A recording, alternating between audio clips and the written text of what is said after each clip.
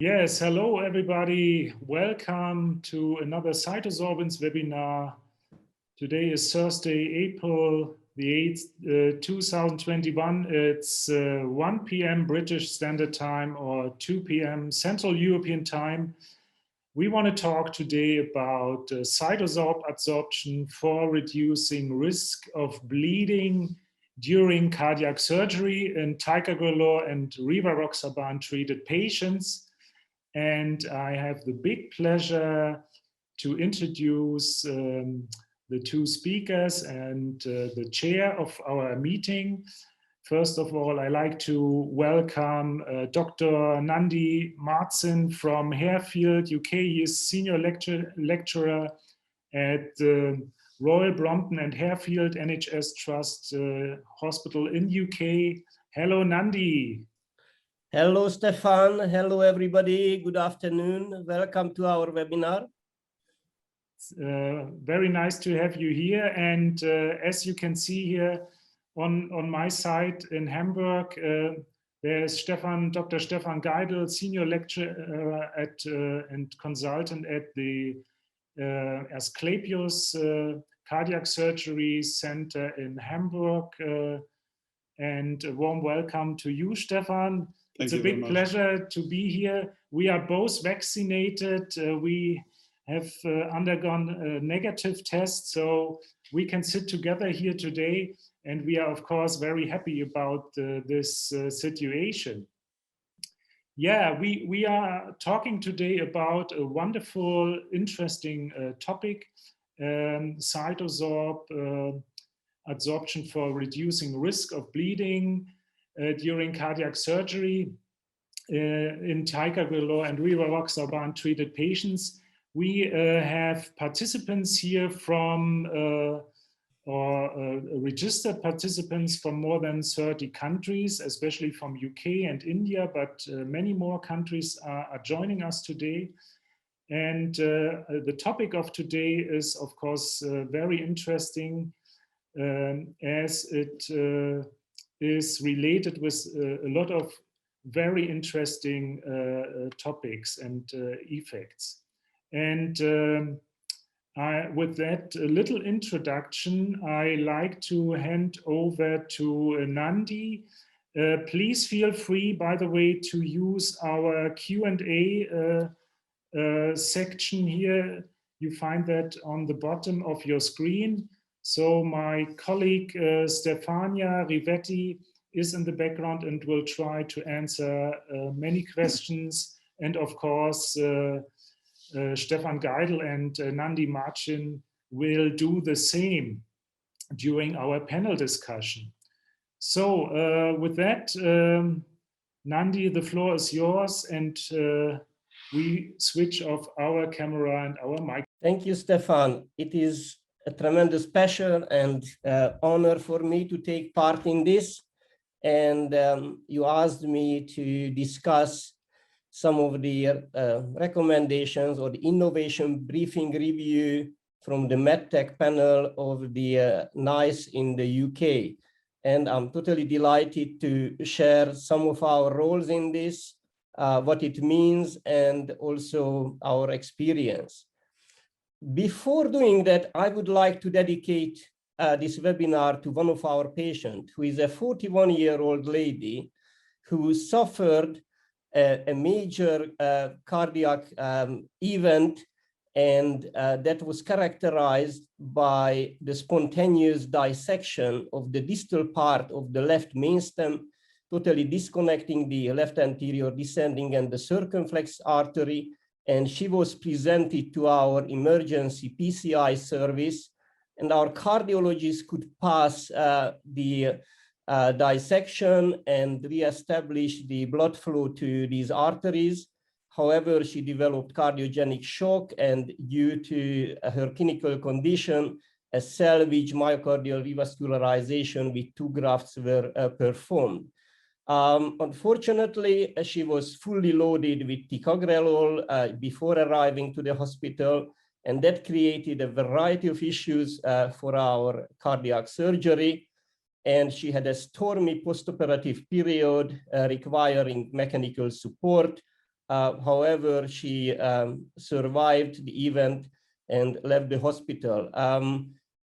Regarding the current topic today, the Ticagrelor loading presented in a huge dilemma for us, and she received massive transfusions, including around 10 platelets units in the perioperative period.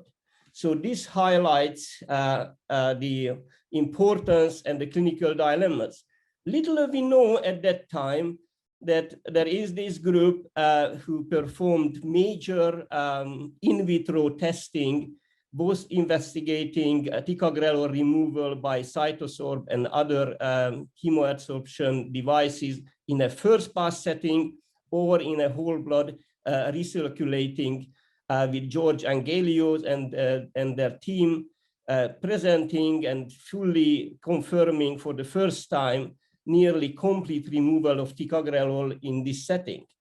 And should we have had this experience, we might have incorporated into our therapeutic regimen, because at that time we started to be familiarized with the cytokine removal concept with CytoSorb in severe clinical settings. And this case report from the same time highlights our experience, how cytokine removal helped another very ill patients who, despite ECMO instrumentation in the setting of a septic and combined cardiogenic shock, CytoSorb instrumentation resulted in rapid normalization of hemodynamics, reduction of the required vasoactive and vasoconstrictor support, re-established the normal immune function, and also the metabolic profile. And of course, we started to get excited for the combined knowledge in the literature and in the environment about how unique CytoSorb has been, both in terms of cytokine removal and other beneficial effects. And this uniqueness reflects part of its physical composition, the adsorber, the large amount of adsorber bead, their internal structure, providing a huge surface area and allowing pore capture and surface adsorption as the major mechanisms for removing hydrophobic compounds. It also was reassuring to learn the biocompatibility of these polymers, and as demonstrated by a variety of investigators, passing the blood in the human setting through these columns have very little influence on the normal function of platelets and immune cells. And also the everyday experience and the implications of the very large surface area of the CytoSorb device compared to our normal hemofiltration devices that is used frequently in cardiac surgery, comparing to a 10 of square centimeter to 400,000, meeting the size of about full football stadiums, with obvious implications of the ability to remove and transport a variety of compounds. Also learning more about the spectrum, which is relatively broad for a variety of molecules and biological entities, but there is also selectivity, at least in terms of size and the hydrophobic nature of these compounds. Then learning more about the exact chemistry and how it influences either pathogen-related compounds or damage-associated molecular entities, and translating this physiological chemical knowledge into higher profile and higher quality clinical trials, at least in the setting of sepsis, where the clinical benefits are now becoming increasingly recognized, and also some initial experience in higher risk cardiac surgery, such as the Refresh 1 and 2 trials, the endocarditis, the REMOVE trial in Germany, us leading some heart failure surgery in collaboration with Utrecht in modulating inflammatory response in ventricular assist devices, and our efforts to mobilize the UK transplant community for testing cytokine removal in the setting of heart transplantation and avoiding primary graft dysfunction. But coming back to the bleeding aspects, again, that in vitro set of experiments already in the original publication prospectively highlighted some potential clinical applications for this. And correctly, these authors highlighted that most likely the candidate patients for this therapy will be those who are presented to the emergency department, loaded with Ticagrelor or Rivaroxaban or the direct anticoagulants, and they are either undergoing catheterization or bleeding, or they refer to cardiac surgery, as our first patient I demonstrated. And that this represents an ongoing problem worldwide is well demonstrated by this recent article, which I choose from Norway. And in this report, they are focusing on their acute aortic cardiac surgery in the patients who are receiving either single platelet inhibitor, or they are on warfarin, or the impact of the dual antiplatelet therapy and the direct acting anticoagulants. And sadly, these reports demonstrate a huge impact of the direct acting anticoagulants, Apixaban, Rivaroxaban, on perioperative or operative mortality, shown on the left-hand panel. And even in the survivors on this busy table, one can see that the postoperative outcomes is greatly modified by the presence of the direct acting anticoagulants, and especially the transfusion requirements in the perioperative period is greatly increased.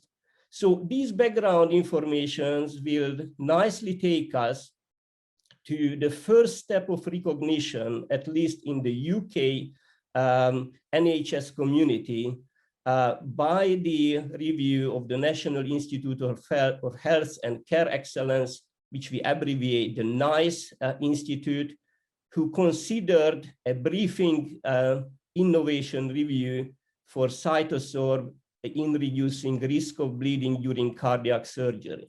So this is under the category of a Medtech innovation briefing. It was published in February, and later on I will provide the link in the chat box for the briefing. Now, for those of you who are not that familiar with the role of NICE for NHS, NICE is really the standard setting authority for our practice in the National Health Service. And for example, one of the latest NHS standard contract with the service conditions stipulate that healthcare providers should comply where applicable or where available with the recommendations contained in the NICE technology appraisals and have regard to other guidance issued by NICE. So NICE is really setting the standards, and it provides a variety of extremely helpful products for the NHS, for the patients and providers. It provides evidence-based recommendations developed by independent committees and involving every players in the NHS. There are a variety and a spectrum of products, from advice to guidance to guidelines and appraisals, and all of these have a major role in guiding our NHS practice. The Medtech Innovation Briefing is one of the first steps in recognizing an innovation and its potential role in the healthcare. These are advice, not fully clinically binding recommendations. They are designed to support the NHS and recently the social care commissioners regarding using novel medical devices and other medical or diagnostic technologies. And this is done with the NICE once certain criteria are met in a fast, flexible, and in a responsive way if there is need for information on innovative technologies. And one of the major roles of this is to help avoid the need for individual organizations to produce similar information locally. And this is very close to me because at some stage for our hospital, we had to provide all of this evidence, the pros and cons and appraisals for that in our discussions with our surgical colleagues towards the management to approve the use of this technology in the clinical setting. These briefings follow a very structured format, and they always provide the same set of information. It's aimed to describe the technology, how the technology could be used, its potential role in the actual treatment pathway. It provides a review of the relevant published evidence, and it discusses the likely cost of using this technology. I have borrowed 2 slides from one of my colleagues, Michael Brannagan-Harris, who is much more closer to the action of NICE, and especially to compare the briefing, innovation briefings, and the guide recommendations. And the important point is that the innovation briefing is not a clinically binding practice guidelines, but is an advice. And in short, what it covers is what the technology is and how it works. When we go to the guidance and the guidelines, that goes further than the advice and obviously takes it into consideration the safety and efficacy, and in the context of the cost consequence. So a guidance has to show that the technology is safe and effective, and comparing a standard practice, it either provides improved effectiveness with some cost implications, or provide the same effective therapies at a reduced or natural cost. And ultimately, this has to benefit every partner in the NHS, including patients, the providers, and the payers. So regarding the CytoSorb and Ticagrelor removal, the overall assessment of the briefing, recognizing the innovative aspect of CytoSorb and the application to clinical setting. So it is recognized that it is the first medical device that can be used to remove Ticagrelor from the blood. And this is likely to benefit during emergency or urgent surgery. In emergency setting, it could reduce resource use for management of bleeding and its complication. And in the urgent cardiac setting, it could reduce the length of hospital stay before the procedure is performed and the use of adjunctive bridging treatments. And the overall message from this NICE briefing is that using CytoSorb to remove Ticagrelor during surgery is a safe and effective method to reduce the bleeding complications. As I said, it reviews the available evidence for that. And this is a table version of the evidence provided by the briefing. And you can easily see that 3 of the major observational studies with the largest patient populations are Hassan and colleagues. And I will not touch on this because Dr. Geidel from Hamburg will summarize their own experience in this. There is another case series from Croatia with a very similar patient profile and efforts. And also there are some case reports. So these are the experiences from Croatia by Baudis and colleagues. This evidence is only available as a Euro ELSO abstract, but this is the beauty of the briefing, that every evidence is incorporated. But obviously realize that a peer-reviewed evidence with higher organization trials probably means more than a conference presentation. Nevertheless, they reported 34 patients who received Ticagrelor, Rivaroxaban, or dabigatran, and these patients either received CytoSorb, chemoadsorption, or were treated as the standard treatment without CytoSorb chemoadsorption. They could show that the total time of surgery was significantly reduced by an hour.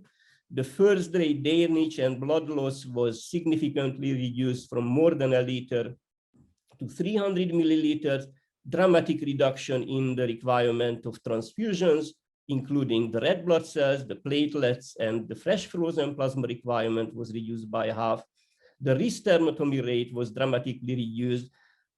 Importantly, nearly 60% of the patients needed take back for bleeding in the control group, and the ICU length of stay was halved in the CytoSorb treatment group. Another interesting application, whereas all of the previous studies used it in the cardiac surgery setting using cardiopulmonary bypass, this publication or case report reflects a patient who only agreed to off-pump coronary bypass grafting in Germany. However, because of the Ticagrelor loading, the team decided to use a CytoSorb hemoadsorption incorporated into a hemofilter setting, starting an hour before the surgery and pursued during the surgery, providing a total treatment duration of 2.5 hours. And this case report demonstrated that this patient, unlike our first patients who I dedicated the webinar to, had an uneventful postoperative course and only required 1 unit of red blood cell transfusion. This is quite important in the context of the huge international debate about off-pump and on-pump coronary revascularization, not only in the emergency, but the elective settings, and is definitely relevant to our own practice, because at least half of our surgeons would probably go with an off-pump procedure in the setting of emergency and higher risk of bleeding. This publication, led by our consultant surgeon Shazad Raja, demonstrates that, taken into consideration our entire cohort over 20 years, including 10,000 patients, about 6,000 off-pump and 5,000 on-pump, there is no long-term difference in clinical outcomes. But in our hands, with the experienced surgeons, a relatively high volume of pump techniques, there is important perioperative benefits. For example, the odd ratio is halved for 30-day mortality. Again, there is a 40% reduction in reintubations and tracheostomy. And also importantly to our topic today, the re-exploration for bleeding is reduced by half. So this is very important in our own management of these patients, but together with the case report from Germany, this would indicate that we can combine hemoadsorption even with off-pump surgery for patient benefit. Now, in the NICE briefing, the cost evaluation is mainly driven by this intelligent article from Device Access and the company, which actually combines the clinical experience, mainly from Hamburg, from Germany, combines it with some available data for the UK, but then translates this clinical environment into the health economics of the National Health Service in the UK. And they discuss the two settings, the emergency cardiac surgery and also the urgent patients with 3 different bridging scenarios. And their conclusion in this paper is that the emergent cardiac surgery patients on Ticagrelor using CytoSorb is associated with a significant cost saving in hospital resource utilization, saving around nearly 4,000 pounds per patient in the emergency setting. In the urgent patients, their analysis suggests that the surgery could be performed 3 to 7 days earlier, and this would be driving a likely cost saving in this setting. So the NICE briefing summarizes that the evidence includes 4 observational studies. Most of them have a comparator group, but we will hear regarding this by Dr. Geidel, a case study, and a fairly significant 200 total patient pool in this emergency and urgent setting. However, on the negative side, the brief highlights that the evidence is of low methodological quality.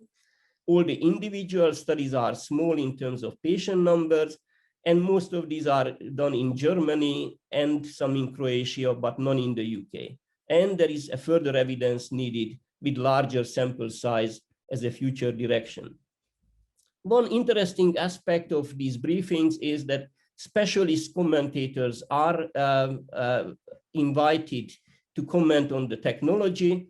And regarding this particular brief, it was Professor Uli Stock and Mr. Shazad Raja from our hospital who commented from cardiac surgery. And I was invited as an expertise from cardiac anesthesia side. And there is a formal set of questions that we need to comment, but the main role is to provide information on the potential use of the technology in the pathway, and then clarify the issue of the evidence and highlight any potential issues that may come during the practical application of the technology.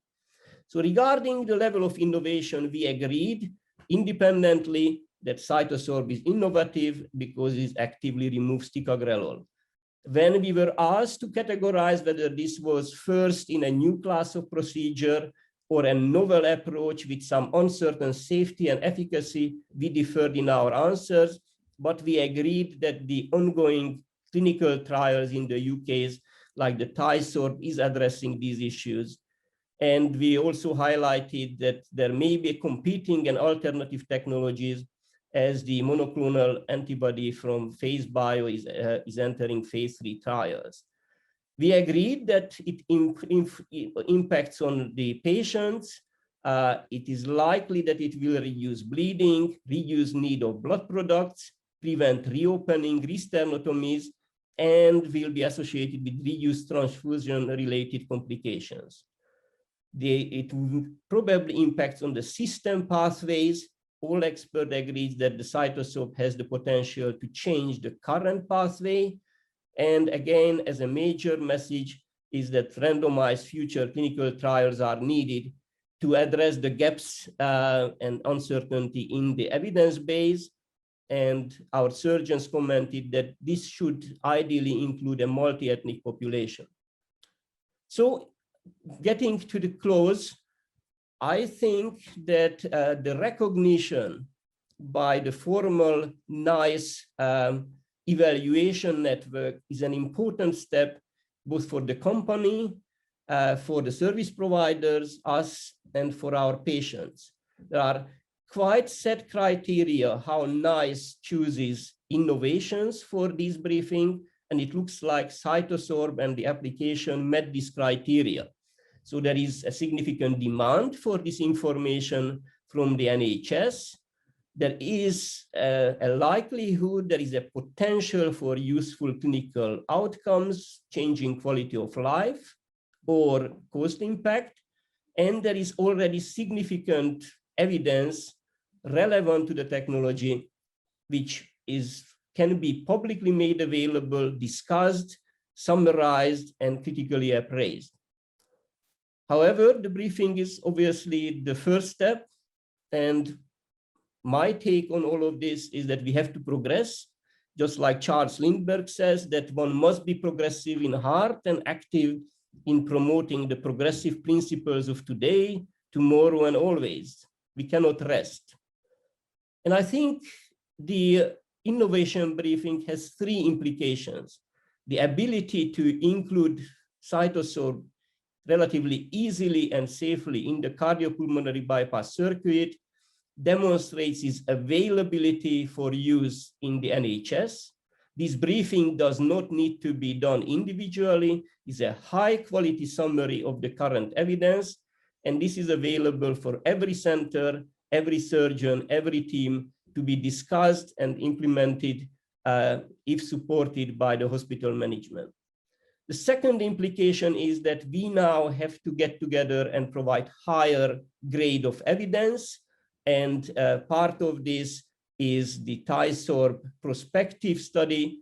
And that is only one, but there are other clinical studies or resources or registries that need to be implemented for higher grade evidence. I think we need to put this also in a wider context. It may not be only the emergency surgeries or the ticagrelor, or the technology may also offer the cytokine and anti-inflammatory therapies in combination. And we also have to look at, honestly, of the competing technologies, especially the monoclonal antibodies. So the brief already highlights the two ongoing studies, the CytoSorb in the UK and the citation in Germany. And also we have to recognize the reverse IT trial addressing the phase 3 trial regarding bentrasimab and the phase bio efforts for the monoclonal antibody removal. And with these ideas, I'm very grateful for all of my colleagues, the Department of Anesthesia, my surgical colleagues, our managers, our research nurses, that we can be part of this exciting opportunity to help our patients and to provide new evidence for the scientific and clinical community. Thank you from Harefield. Yeah, thank you very much for this great overview, Nandi. We think we should, due to sake of time, we should go to the next presentation. But before, I have one question to you related to your experiences. How many of these patients described in the letter of the NICE recommendation have you treated in your clinic? As you saw, there was about that.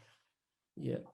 So we have not published our case series. Obviously, we looked at our patients. I think we are close to about 10 patients who were treated in this very similar emergency setting.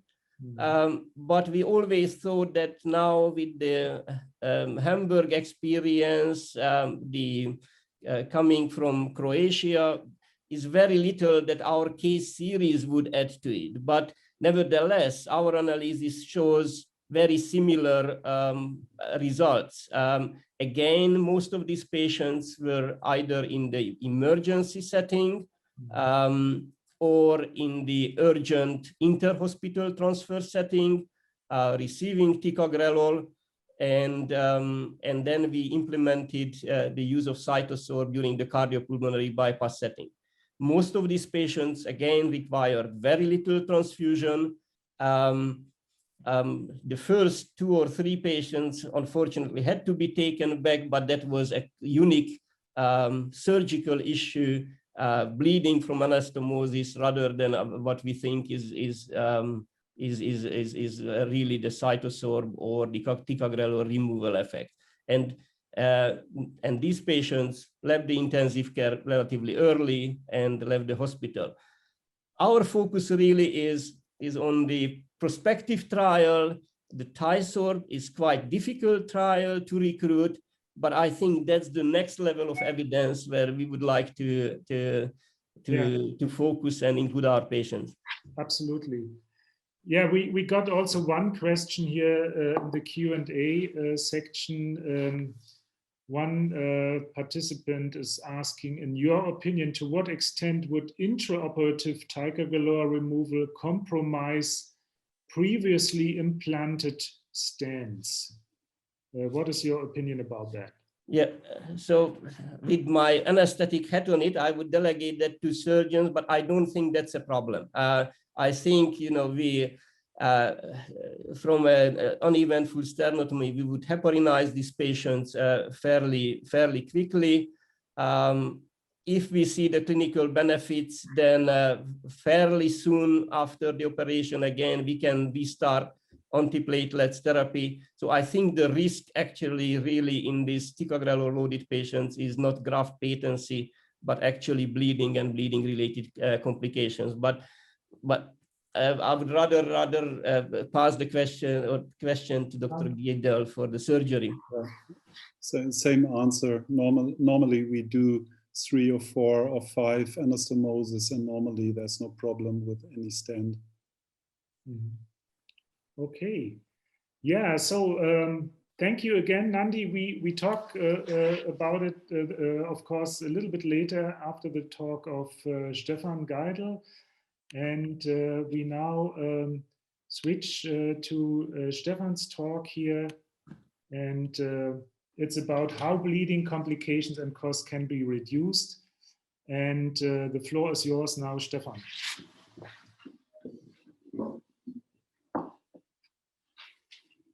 Ladies and gentlemen, I want to thank for the kind invitation to talk about bleeding complications and costs in the field of cardiac surgery, and how to reduce complications in Ticagrelor and Rivaroxaban loaded patients. I work at St. George Hospital, which is located, as you can see it here, directly in the center of the city of Hamburg, and we get a lot of emergency cases from the metropolitan region that comprises approximately 5 million people. For me and for our group, the onset of the research on that topic was an investigation we did in 2018.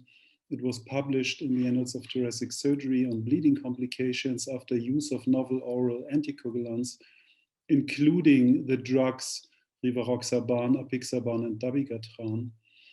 And from that research, we concluded that despite official recommendations, patients should, whenever possible, not be considered for elective cardiac operations within 10 days of terminating NOAC treatment. And we also concluded that a lengthy NOAC withdrawal period is essential for safe open heart surgery and to prevent from bleeding, particularly in patients with reduced renal function. During that, we discussed how helpful it would be to have a method to remove drugs that cause bleeding from the human blood with a hot lung machine during open heart surgery. And we now know that we have, with the CytoSorb method, we have such a tool. Now today we're talking about two different drugs. Well known are both. Ticagrelor is a P2Y12 receptor antagonists that inhibits platelet aggregation and thrombus formation. It doesn't need any prodrug. It has a direct acting, and it shows something very useful, a high degree of protein binding. The second one is Rivaroxaban. It also has a high degree of protein binding. It's a direct acting novel oral anticoagulant frequently given in patients with atrial fibrillation. And in the situation of an aggressive bleeding, an antidote exists, which is the andexanet alpha, which is very effective, but it should be kept in mind that when it is given in cardiac surgery patient, that it may lead to a non-response of heparin. Now, when a Ticagrelor-loaded patient goes to the OR, then there is a high risk for bleeding complication. And this is approximately 40% at the first day, and it is still more than 25 at day 2 or 3. So for long, it has been a concept to wait for natural washout of the drug in a non-emergent situation, maybe 3, 4, or 5 days. I think this is okay, but what shall we do when it's true emergency? Then we have to do something.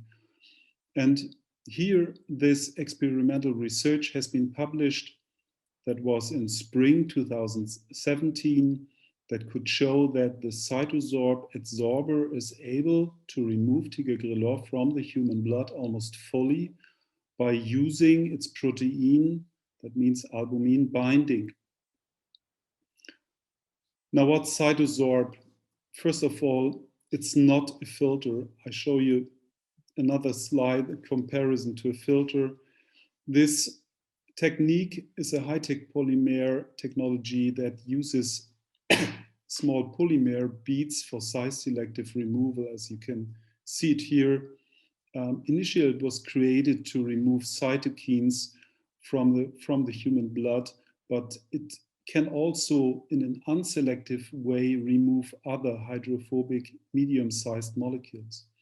And here you see that there is a big difference between the small surface of a membrane filter and the big surface of the adsorber. Recently, the adsorber method has been used in treating respiratory failure in COVID-19 patients. It can also remove toxins, bilirubin, myoglobin, other things. And of course, it has been used in the treatment of infective endocarditis. Now, this is not the topic of my presentation, but when you're interested in this, you should have a look at the nice presentation my colleague Daniel Wendt did at the ASCDS meeting. From his research data, he concluded that the use of CytoSorb is related with better hemodynamics and less need for vasopressors, and that it seems to reduce sepsis-related mortality. Of course, there are open questions left, but further investigations are on the way, and hopefully in a short time we'll be able to know and to learn more about the effects in endocarditis patients. Now, this is a way the CytoSorb can be used for or during extracorporeal situations. And this is a way we use it for cardiopulmonary bypass. And we're doing this in St. George Hospital since June 2017. That month, we had a young patient with a type A aortic dissection that was Ticagrelor loaded. And from that day on, this is our standard procedure in those patients now. And here you see that we have a roller pump that guarantees a flow rate of approximately ½ liter per minute. Now, let's have a look at our research data. The first one that we published in the Annals of Thoracic Surgery was 2019, and we report on 55 patients, a heterogeneous group of patients, as you will see. Some of them had been loaded with Ticagrelor, others with Rivaroxaban, and we have a control group of 16 done the year before that, June 2017.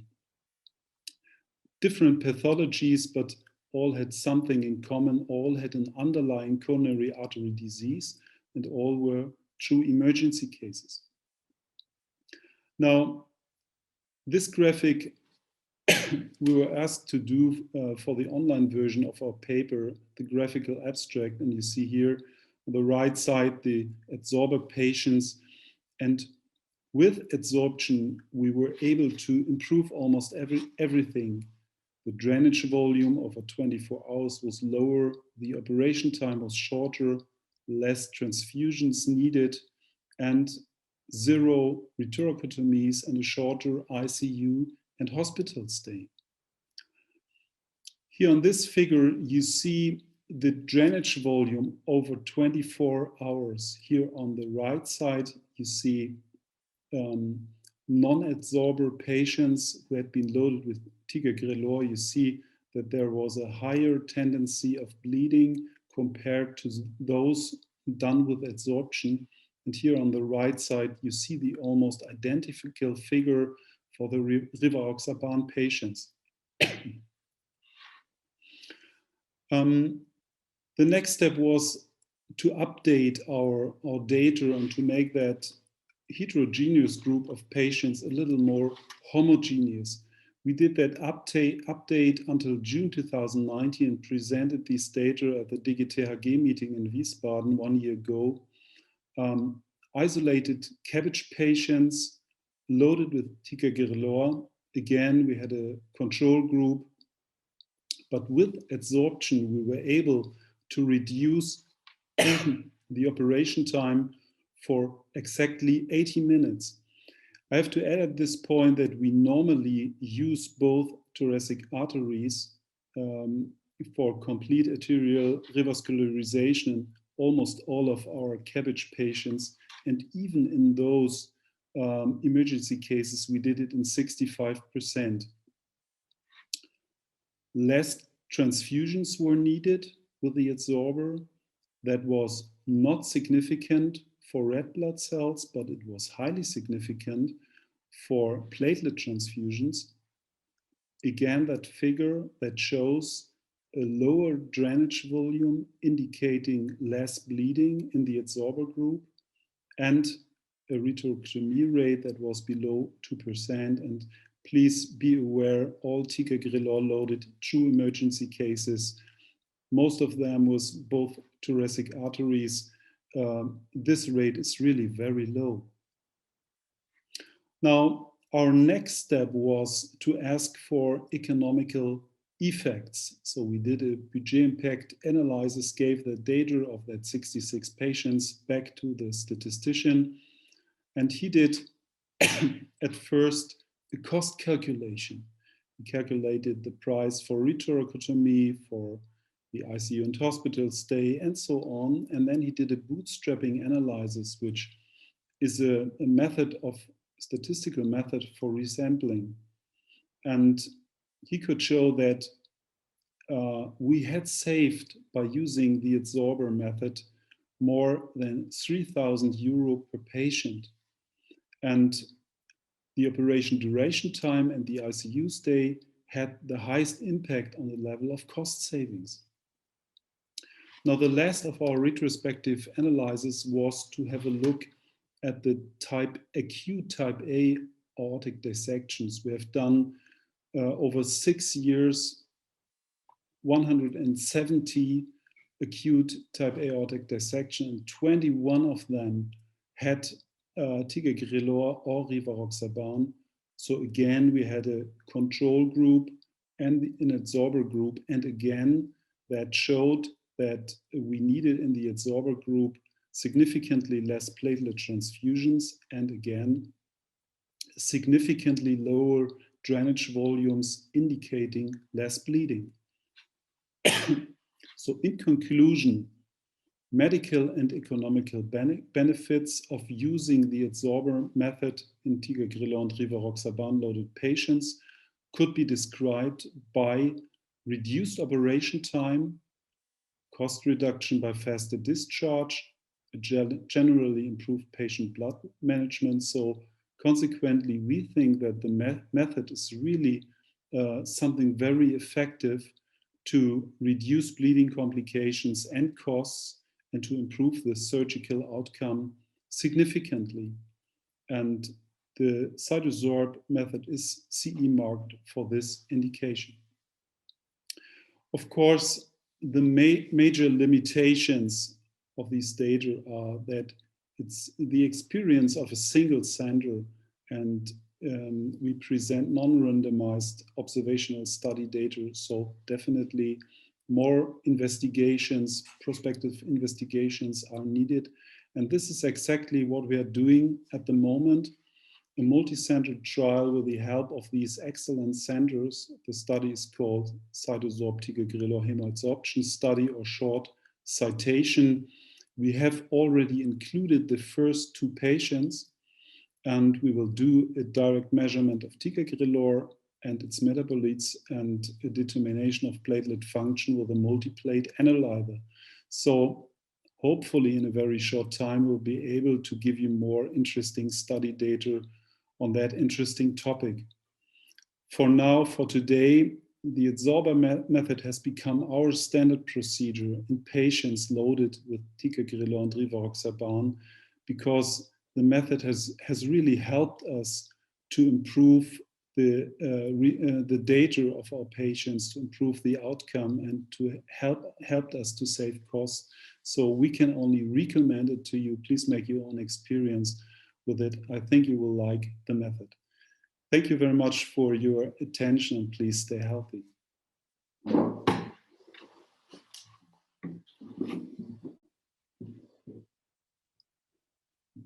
Yeah, thank you very much, Stefan, for this great talk. And meanwhile, we've got also some questions here from the Q&A. One question, Stefan, is for you.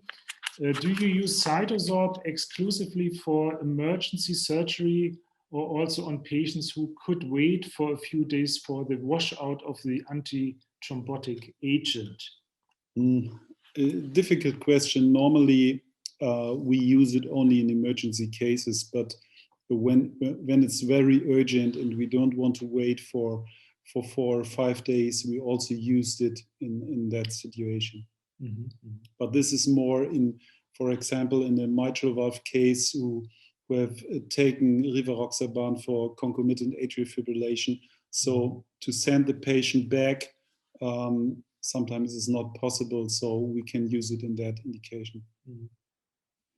Yeah, and how much has the use of CytoSorb changed your normal practice with the patients under anti-thrombotic agents, if there an urgent need for surgery? I mean, you mentioned it actually, yeah? So we feel a lot more relaxed in the situation, yeah, because we now know that we can rely on the adsorber method, and it really helps to make out of an emergency case loaded with Ticagrelor a completely normal case. Yeah. Yeah, this is what we hear from other centers too. I remember Pascal Leprince from Paris, and I don't know how you think about it, Nandi, in Harefield. Once you have such a situation, you feel more comfortable because you have CytoSorb available for your patients. Are the surgeons happy about the situation? I think it's easier to answer the second questions. I think all of our surgeons are extremely excited for the evidence, the experience from Hamburg and others. So if we have these patients, the surgical team definitely raises the issue, can we use the CytoSorb? Is not only for this application, but I would say exactly the same enthusiasm for endocarditis, and obviously we are waiting excitedly for the outcomes of the REMOVE trials. Stefan already referred to the mitral valve experience. The situation for Harefield is that before the NICE briefing, we had to make all these arguments for our management. And it wasn't easy, especially without the reimbursement, to justify any of these costs. But what we have, we developed a system.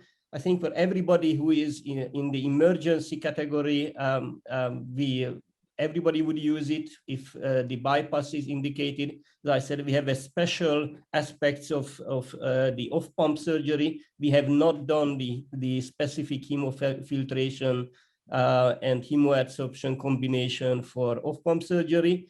But for endocarditis, we actually have to dampen the enthusiasm, and we had to come up with some kind of discussion that we don't automatically instrument CytoSorb. We usually wait for being on bypass and assess vasoplasia, but that's a different topic. I also think that we have to look a bit broader.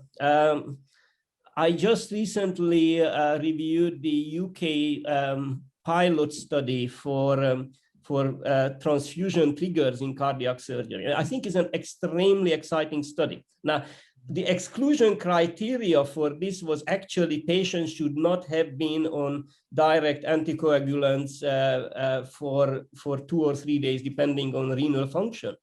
But when you look at when clinicians actually picked up the phone for the transfusion service and triggered transfusion, about 30% of those population was on direct anticoagulants or dual antiplatelets 3 days before.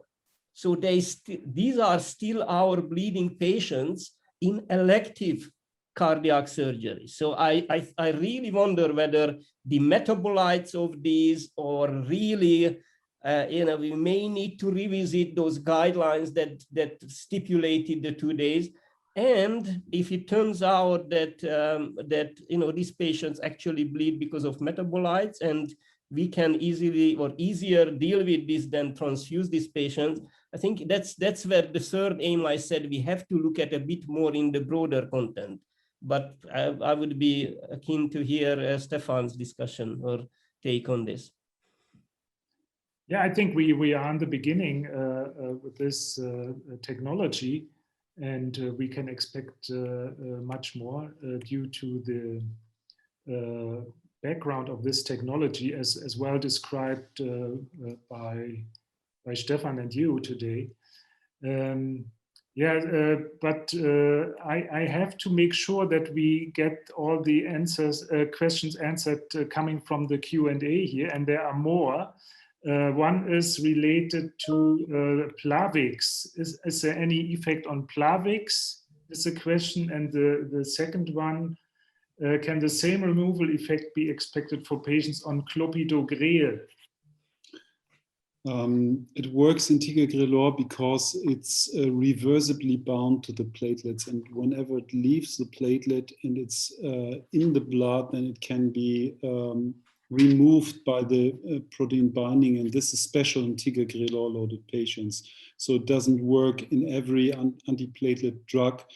It must be reversibly bound to the platelets. Mm-hmm. And this is the situation we have in NOAC patients, mm-hmm. because as far as I know, all the NOAC we know have the almost same mechanism, and they are also have a high degree of protein binding. Mm-hmm.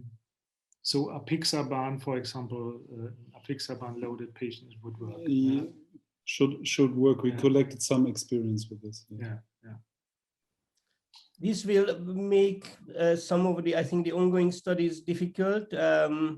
So, for example, in the CytoSorb study, because we are looking at platelet aggregation as the endpoint, and it looks like the citation trial is doing the same thing. So we actually have to exclude patients who are also on clopidogrel. So I think that's a totally different population and investigation, but it has impact into the outcomes of our clinical recruitment and trial. Mm-hmm.